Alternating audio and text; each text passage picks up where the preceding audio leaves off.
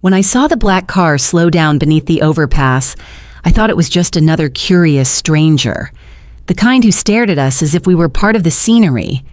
I didn't move. I just pulled my blanket tighter and kept my eyes on the dark stain spreading across the cardboard I used as a mattress. The rain had been steady all morning, and the bridge above didn't keep much out. Then I heard it, the sound of heels clicking against wet concrete. Expensive ones, precise, confident. A woman's voice said my name, not ma'am, not hey, you.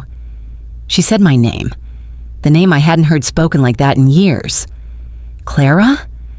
For a moment, I thought my mind was playing tricks on me. People living under bridges don't get visitors, certainly not ones dressed in cashmere and diamonds. When I looked up, I saw her, my sister, Evelyn. Or at least, that's who she used to be. Before life unraveled, before I ended up sleeping near the highway and washing in a soup kitchen sink, Evelyn and I were inseparable. She was 2 years older, always the confident one, the achiever, the girl who turned heads and knew it. I was the quiet sister, content with simple things, a teaching job, a husband I loved, a small house with hydrangeas out front. But money changes people. Success does too. And when our parents died and Evelyn inherited most of the estate because she had been more responsible, I didn't fight it. I didn't think I'd need to. I had my life, my marriage, and my faith. Then, within 3 years, I lost them all. Clara, she said again, crouching down so her umbrella covered both of us. Her perfume, something faintly floral and expensive, cut through the damp, sour air beneath the bridge. "What are you doing here?" she whispered. I laughed softly. The sound startled even me, harsh and small. "Living," I said. "That's what this is, I guess." Her face shifted. Pity, guilt, maybe both. Evelyn had always worn her emotions like jewelry, visible, deliberate. "Come with me," she said. "I can't." "Yes, you can." And before I could argue, she motioned to the man waiting near the car, her driver. He didn't look surprised. Maybe he'd seen this before. The rich rescuing someone they'd forgotten. She offered her hand, and for the first time in months, I touched warmth that wasn't from the fire barrel. The ride to her penthouse felt like a dream and a punishment at the same time. My reflection in the car window looked like a ghost, hair matted, clothes faded, face thin and tired. Evelyn sat across from me, silent for most of the drive. When she finally spoke, her voice was soft. "Why didn't you call me?" I smiled weakly. "I did once." "You didn't pick up." She looked down. "I was busy then. The company was expanding. I didn't know it had gotten this bad." That's what people with power say when they want to sound compassionate without admitting neglect. But I didn't argue. I was too tired. Her apartment overlooked the city, floor-to-ceiling windows, marble counters, gold fixtures, all the things I used to see only in magazines at the library. She led me to the guest room, where the bed was so white it made my eyes ache. "Stay here tonight," she said. "We'll figure things out in the morning." "Evelyn," she raised her hand. "No questions tonight. Just rest," so I did. I slept for 16 hours straight. When I woke, there was a note on the nightstand and a set of clothes folded neatly beside it. "Meet me downstairs. I have something for you." Evelyn was waiting in the kitchen, sipping coffee from a delicate cup. On the counter sat a manila envelope and a small velvet box. "I've been thinking about you," she said, "about how unfair things were after Mom and Dad died. You never got your share of what they left behind." I shook my head. "Evelyn, that was 20 years ago." "I know." She pushed the envelope toward me. "But I can fix it now." Inside was a cashier's check. $7 million. I blinked, certain I'd read it wrong. "Evelyn, I can't take this." "Yes, you can," she said firmly. "I want you to. I already transferred the condo into your name." It's in Harbor View, close to the ocean. You'll love it." I stared at her, searching for the catch.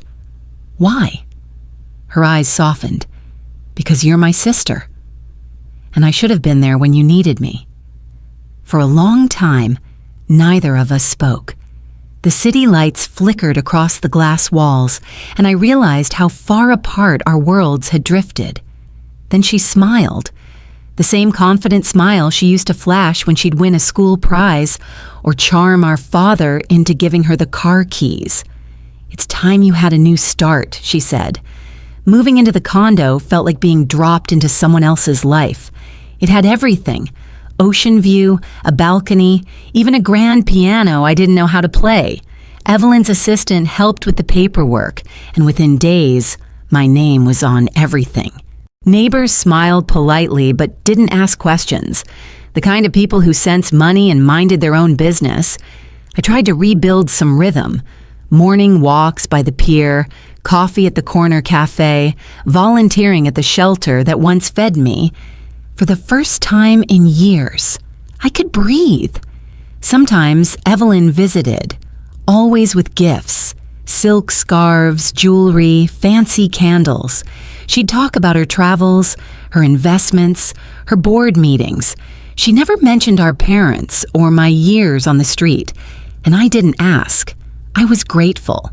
That felt safer than curious. But a part of me, the quiet, instinctive part, knew that gratitude with Evelyn always came with strings. Still, I began to believe this could be a second chance, until the night I opened my door and saw her standing there, a woman about my age, her face pale and familiar in a way I couldn't explain. Her hands trembled as she held out a photograph, one I hadn't seen in decades. It was of me and Evelyn as children, but in the corner of the photo, there was her, a third girl, and she said, "Clara, I'm your real sister."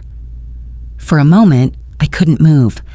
The sound of the waves from the balcony behind me seemed to fade, replaced by the pounding in my ears. I looked at her, really looked at her. Her eyes were the same gray-blue as mine. Her hair, though streaked with age and worry, had the same natural curl I used to fight with a straightener in my 20s. But what unnerved me most wasn't the resemblance. It was the way she said my name, softly, carefully, as if she'd practiced it her whole life. "I think you've made a mistake," I said finally. "My sister is Evelyn." She shook her head slowly. "That's what she wants you to believe."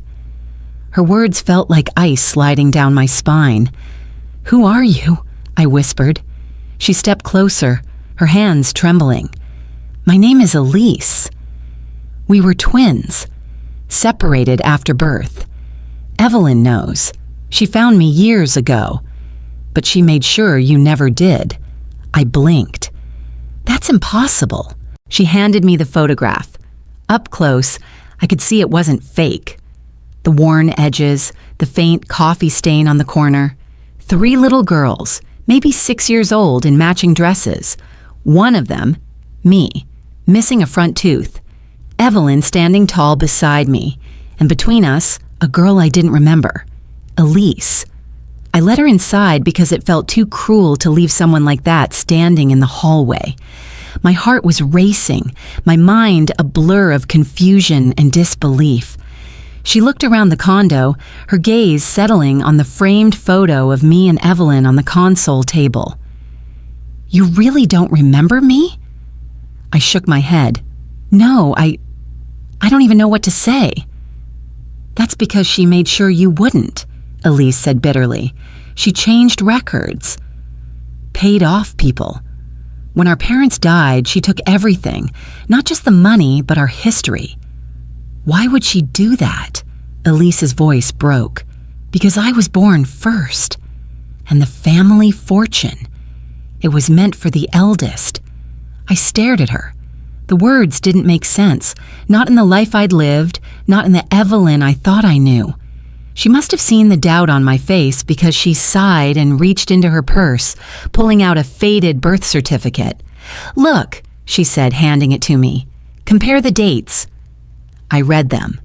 2 girls born the same day. 2 names, Clara and Elise Morgan. Same mother, same father, same hospital. But no mention of Evelyn anywhere. I didn't sleep that night. I sat by the window long after Elise left, holding the photo, the document, the pieces of a life I didn't recognize. Could Evelyn really have lied? For decades? Why now, after giving me everything, would this secret appear? I told myself it had to be some cruel coincidence. Maybe Elise was lying. Maybe she wanted money. People do desperate things for money. I knew that better than anyone. But something inside me shifted. For the first time since Evelyn found me, I felt fear instead of gratitude. The next morning, I called Evelyn. "Can you come over?" I asked. She hesitated. "Is everything all right? I just need to talk to you." It's important. When she arrived an hour later, she looked perfect. Tailored cream suit, hair pulled back, the kind of confidence that makes people stop mid-sentence. But I saw something else in her eyes when I opened the door, a flicker, a recognition. She looked past me, scanning the hallway. "Someone's been here," she said quietly. I swallowed hard. "Evelyn, who is Elise?" Her face froze. For a long time, she didn't say a word. Then she smiled, but it wasn't her usual polished smile. It was tight, strained. "Where did you hear that name?" She came to see me. Evelyn's hand tightened around her purse strap. "Clara, whatever she told you, it's not true. She's been stalking me for years. She's unstable. She showed me a birth certificate. A photo that's fake.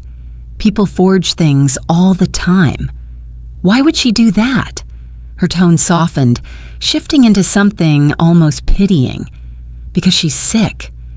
She's always wanted my life, my success, my family. You're not the first person she's tried to fool." She stepped closer, placing her hand on my arm. "Listen to me, Clara. I know how fragile things have been for you. You're rebuilding, finally stable again. Don't let someone like her ruin that her touch was gentle, but my skin prickled beneath it. Because for the first time, I realized something I hadn't noticed before. Evelyn wasn't looking worried. She was calculating, watching my reaction, measuring it. I pulled away slowly. "I just want the truth." "You have it," she said firmly. "Forget Elise. She'll disappear once she realizes you won't play along." But Elise didn't disappear. 2 days later, I found a letter slipped under my door. No return address, just my name written in neat cursive. "If you really want the truth, meet me tomorrow at the old Riverside Cafe, 10 a.m. Don't tell her." I stared at the note for a long time, my mind tugging between fear and curiosity. Evelyn had given me everything. Safety, money, a home. What kind of fool bites the hand that saves them? And yet deep down, I needed to know. Maybe it was pride. Maybe it was something older. The ache of always being the sister who didn't question, who accepted. So the next morning, I went. The cafe was nearly empty, its chipped blue tables overlooking the river. I spotted Elise by the window, a steaming cup of tea in front of her. She looked exhausted but determined. "Thank you for coming," she said quietly. "I shouldn't be here," I murmured. "I know." That's what she counts on. Your loyalty. "Elise, I need proof. Real proof." She nodded, sliding an envelope across the table. Inside were old newspaper clippings, an article about a missing infant from the same hospital and year I was born, a faded photograph of a younger version of the woman sitting before me, and an adoption record with my mother's maiden name. It was overwhelming. Pieces of history layered with secrets I'd never imagined. I looked at her, my hands trembling. "If what you're saying is true, what do you want from me?" "Nothing," she said softly. "I just want you to see who she really is before she decides what to do with you next." The words echoed in my mind long after I left, before she decides what to do with you next. That night, when I returned to the condo, the door was already unlocked. Evelyn was sitting in the living room, waiting. On the table lay the letter Elise had sent me, and beside it, my purse. Evelyn didn't say anything at first. She just watched me. That quiet, predatory kind of stillness that comes right before a storm. The room smelled faintly of the lilies she'd brought the week before. The air felt too heavy, too still. I set my keys down carefully on the counter, trying not to tremble. "You went," she said finally. Her voice wasn't angry. It was controlled, like she'd rehearsed this moment. I swallowed. "You knew she'd come." "I told you she would, and I told you she'd try to poison you against me." "She didn't have to try," I said quietly. "You're doing that yourself." Something flickered in her eyes, a sharp flash of pain quickly hidden. "Do you have any idea what she's capable of?" "Do you?" Evelyn stood, her heels clicking softly against the marble floor. "You think you're the first person she's done this to? She's been pretending to be family for years. She uses people's guilt, their loneliness. You're just easy prey." The words stung more than I wanted them to. "Easy prey?" I repeated. She sighed, suddenly softer, her tone almost maternal. "Clara, you were living under a bridge when I found you. I saved you. You were broken. You couldn't even look me in the eye. Don't let her drag you back into that darkness." Her words should have comforted me, but instead they burned, because in her voice I heard something I'd missed all along. Not love, not concern. Ownership. "I never asked for your money," I said, "or your condo." "No," she murmured, "but you didn't refuse them either." The silence stretched. She walked toward the balcony, her figure framed by the golden afternoon light. "You don't understand what it costs to protect someone, Clara. The things I've had to do, protect me from what? From the truth." That night, I couldn't sleep. I kept replaying her words. "Protect you from the truth." What truth?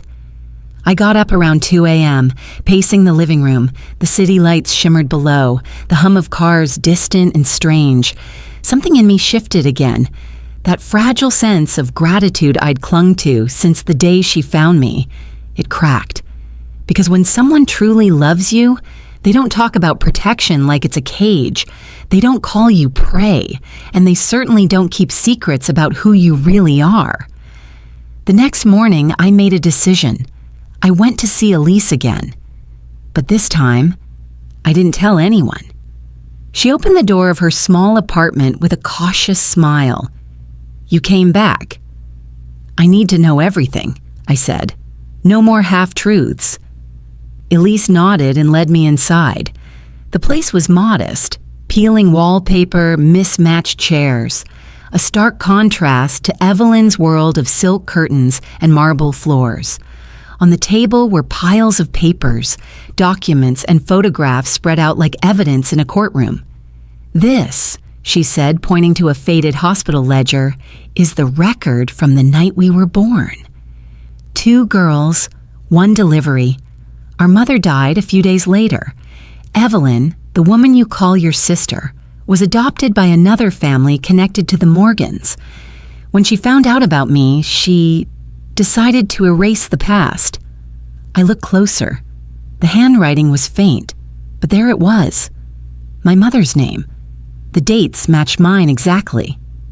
"Why now?" I asked. "Why come to me after all this time?" Elise hesitated. "Because she's dying." My heart lurched. "What?" "She has pancreatic cancer." Stage 4. I found out 2 months ago through an old contact at the hospital. That's why she suddenly came looking for you, Clara. She's setting her affairs in order, and she's rewriting history before she goes. The words hit me like cold water. If Evelyn was dying, then everything, the money, the condo, the timing, took on a different shape. Not generosity, guilt. "What does she want from me?" I whispered. "Forgiveness," Elise said, or silence. Maybe both. I left Elise's apartment numb, the city spinning around me in a blur of lights and noise. My sister, my real sister, was sitting alone in a small, crumbling apartment while the woman who'd stolen her life was dying in luxury. And me? I was caught in the middle, a ghost between two lives. When I returned to the condo, Evelyn was sitting by the window again. This time she looked tired, her makeup softer, her shoulders slumped. "You've been busy," she said quietly.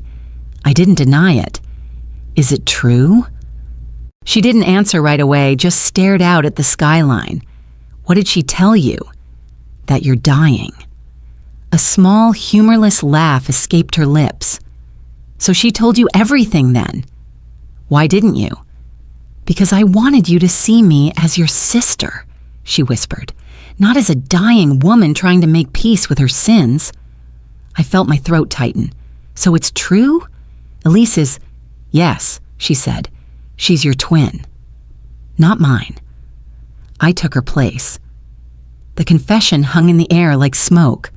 I waited for guilt, for tears, for some trace of the sister I'd loved. But Evelyn didn't cry. She didn't beg. Instead, she looked relieved. "I knew it would come out," she murmured. "Eventually." Secrets always do, but before you decide what to do with that information, I want you to understand something, Clara. I didn't take her life for greed. I took it because I had nothing, no one, and your family. They gave me everything. "You stole everything," I said. Her eyes glistened. "And look what it did to me. You think $7 million can buy peace? You think I'm happy? I've spent my life pretending to be someone else, building walls just to keep the lies standing. Then why drag me into it?" "Because I wanted to make it right," she whispered, "before I die." For a long moment, I couldn't speak.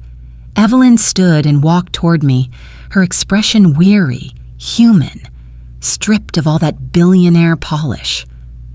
"Take the money, Clara. Take the condo. Start over. Let the truth die with me." I looked at her. This woman who'd saved me, betrayed me, and still somehow looked like the sister I'd lost twice over. "No," I said softly. "You don't get to decide what lives or dies anymore." That night, I packed my things. Before leaving, I wrote Evelyn a note. "You can keep your money. I'll find my own way." Maybe for the first time, I finally know who I am, and that's worth more than anything you could ever give. Then I walked out. The elevator ride down felt endless. Every floor a chapter closing behind me. Outside, the city smelled like rain, and for the first time in years, I felt free.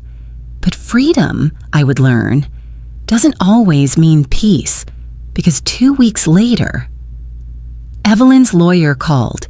He said she'd died quietly in her sleep, and she'd left me everything. The day I learned Evelyn was gone, I didn't cry. I sat on the edge of the bed in the tiny studio I'd rented downtown, a single window overlooking an alley, the faint hum of the city pressing through the glass. And I just sat there. The lawyer's voice still echoed in my ears. "She left her entire estate to you, Miss Morgan." The will was signed 2 weeks before her passing.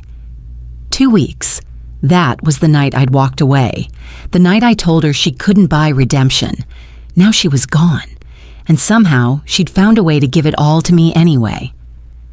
I met her lawyer, Mr. Geller, in a cold marble office overlooking the river. He was polite, efficient, but distant. The kind of man who's seen too many families tear themselves apart over inheritance. "She was quite clear in her wishes," he said, sliding a folder toward me. "Everything passes to you, the penthouse, the accounts, the company shares." I stared at the numbers, my pulse quickening. It was more money than I could even comprehend. "Why not Elise?" I asked quietly. He adjusted his glasses. Miss Evelyn did make provisions for a second party, but... He hesitated. Those documents were revoked the day before she signed this. My stomach twisted. She cut her out. Yes. The words sat between us like a verdict. That night, I went back to the condo for the first time since I left. The doorman recognized me immediately, his tone softer, almost reverent. Miss Morgan, he said, handing me the keys, we're all very sorry for your loss. Your loss. I wanted to laugh. Evelyn hadn't been mine to lose, had she? The apartment was exactly as I'd left it. The lilies had wilted, their petals scattered across the counter like pale paper tears. Every surface gleamed. Too clean, too empty. Her scent lingered faintly in the air, that expensive mix of jasmine and cedar. I wandered from room to room, half expecting her to appear in the doorway with that familiar, knowing smirk. But there was only silence. In her office, I found a letter. It wasn't sealed, just folded neatly atop her desk, addressed to me in her sharp, elegant handwriting. Clara, if you're reading this, I'm gone. I imagine you're angry, maybe confused. You have every right to be. I know I never earned your forgiveness. But I couldn't leave this world without trying to give you something. Not money, but freedom. Everything I built was poisoned by lies. I'm leaving it to you in the hope that you'll do something better with it. As for Elise, she will come for her share. Be kind, but be careful. She's more like me than you realize. Evelyn. My hand shook as I set the letter down. She knew there'd be another storm, and she was right. 2 days later, Elise called. Her voice trembled with fury. You got everything, didn't you? She spat. I didn't ask for it. But you didn't refuse it either, she snapped. Do you have any idea what that money could have done for me? For the real sister she stole from her own blood. Elise, no, don't Elise me. You think she gave you that out of love? It's guilt, Clara. It's always guilt. She manipulated you even in death. I swallowed hard. Then what do you want me to do? There was a pause, then quieter. Give me half. That's all. Half of what's rightfully mine. Half, I thought about it for days, turning the idea over like a stone in my hand. Part of me wanted to sign it away immediately, to free myself from the entire twisted legacy. But another part, the one that had lived under that bridge, who tasted hunger and humiliation, whispered, don't be naive. So I asked Mr. Geller to arrange a meeting. We met in Evelyn's penthouse, the three of us, me, Elise, and the lawyer who looked like he'd rather be anywhere else. Elise walked in wearing black, her hair sleek, her eyes blazing. She didn't look like a victim anymore. She looked like someone ready for battle. You've done well for yourself, she said, her gaze sweeping over the room. Our dear sister would be proud. Let's not do this, I said. Do what? Tell the truth? Mr. Geller cleared his throat. Ladies, perhaps we should proceed with civility. Oh, please, Elise snapped. You lawyers thrive on chaos. Just tell her how much I'm owed. Miss Morgan. I told you, she interrupted. It's Elise Morgan. I closed my eyes for a moment, steadying myself. The will was legal. Everything is in my name, but I'm not here to fight you. I want to find a way to make peace. She laughed, a low, bitter sound. Peace? You took my life twice. Once when she stole it, and again when you kept it. I didn't argue. I just opened the folder I'd brought with me. Inside were papers, documents transferring half of the inheritance to her. Her expression faltered. What's this? Half, I said, like you asked. For a moment, she looked disarmed, almost vulnerable. But then, something shifted behind her eyes. She smirked. You think this makes you noble? She always said you were soft." "Maybe," I said quietly, "but I can live with that." The meeting ended without warmth, without forgiveness, just signatures and silence. But that night, as I stood by the window of the penthouse, my sister's empire now legally mine, I realized something.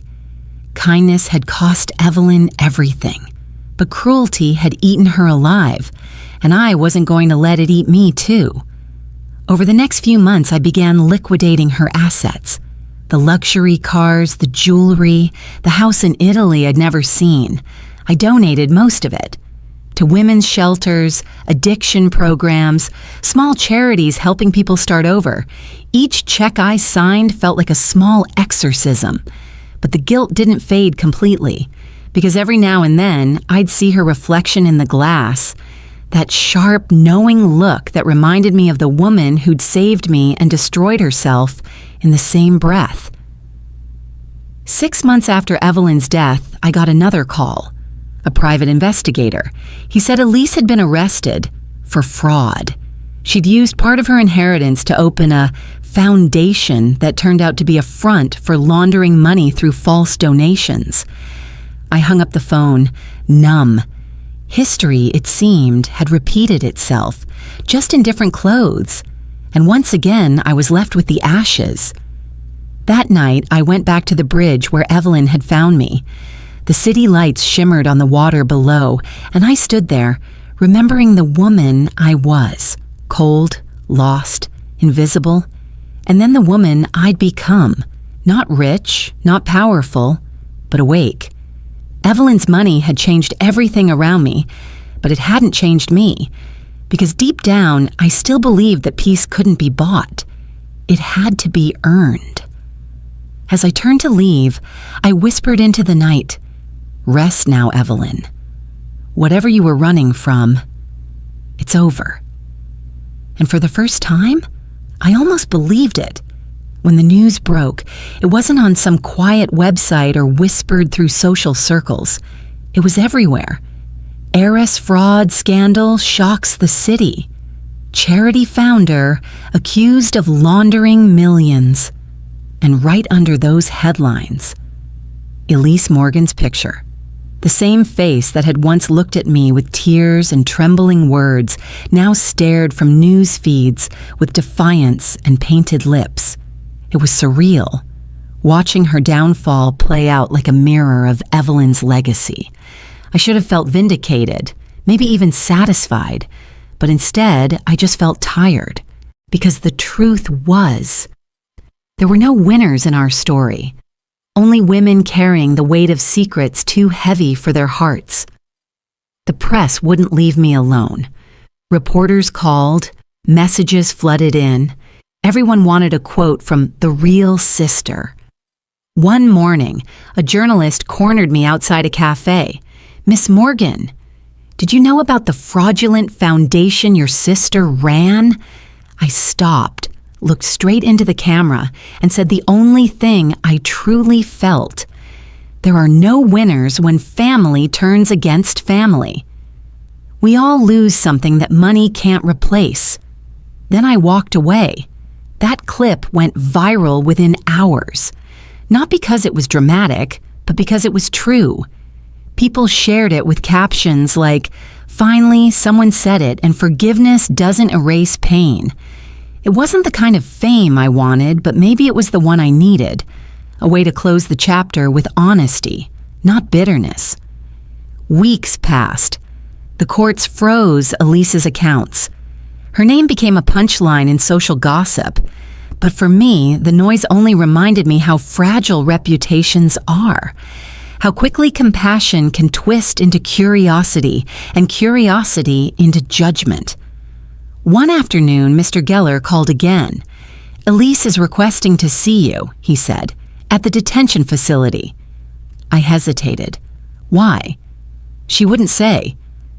Just that it's important. For 2 days, I thought about it. Every instinct told me to ignore her, to finally move on. But something deeper whispered otherwise. Maybe it was guilt, or maybe it was just unfinished business. So I went. The visiting room was cold, the walls painted in a tired shade of beige that made everyone look smaller. Elise sat at the table, thinner now, her hair pulled back, her eyes tired but still sharp. When she saw me, she smirked. "Well?" "Look who made it out alive." I sat across from her. "Why did you call me?" She leaned forward. "Because I want to make a deal." I sighed. "You're still making deals?" She chuckled softly. "Old habits die hard." "What kind of deal?" Her voice dropped. "You don't owe me money, Clara. You owe me truth. I want you to tell them who I really am." I frowned. "Who you really are?" "Elise Morgan," she said. "The one who got left behind. The one they all forgot. You tell them that. Tell them I existed before Evelyn stole my life. And maybe I can live with everything else." I watched her face carefully. She didn't look manipulative this time.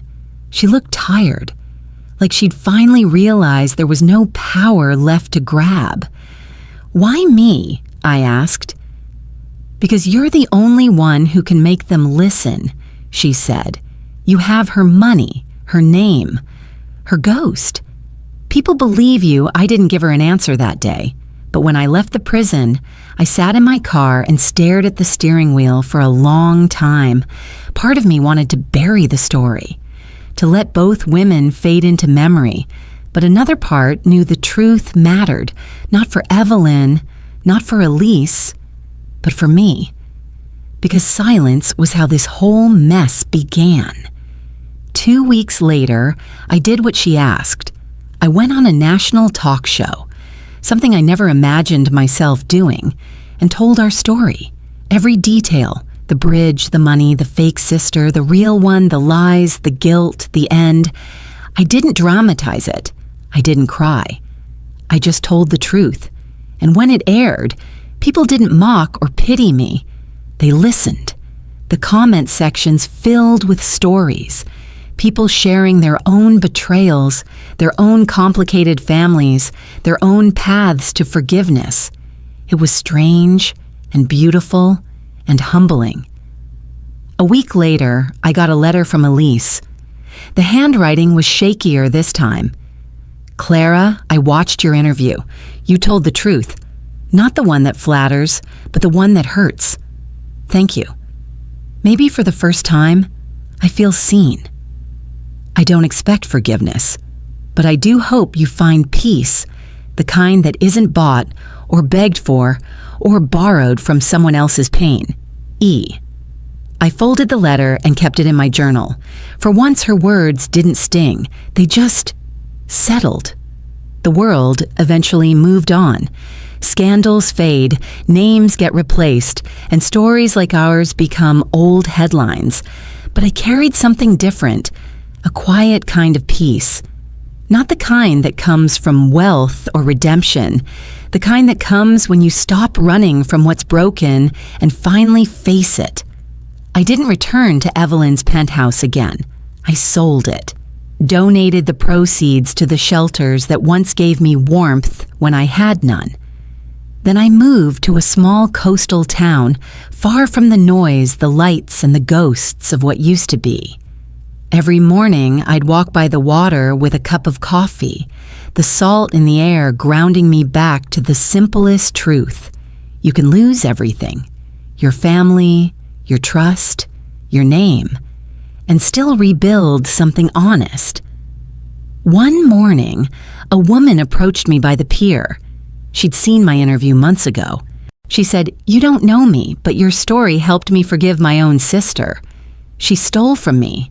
I was going to hate her forever, but you made me see that some things just aren't worth carrying anymore." Her voice cracked.